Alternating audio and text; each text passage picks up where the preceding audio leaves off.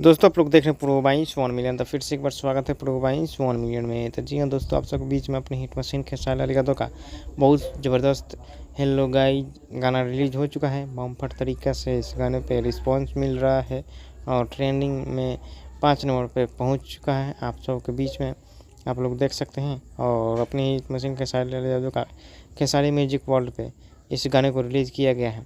कमाल तरीके से धमाल मचा रहा है उस गाने के, बहुत अच्छा रिस्पांस मिल रहा है। आप लोग देखिए, नहीं देखे हैं तो जाकर के देखिए।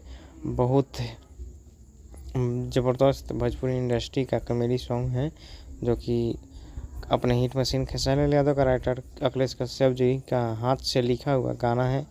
और आशीष यादव के साथ में फिल्म शुरुआत हो रहा है लखनऊ में और बनने जा रहा है। फिल्म शूटिंग स्टार्ट हो चुका है। फिल्म का नाम जो गर्मी फिल्म का नाम यूनिक सा रखा गया है। बाकी देखिए क्या नाम रखा जाता है। बद्रीनाथ इंटरटेनमेंट द्वारा इस फिल्म को बनाया जा रहा है।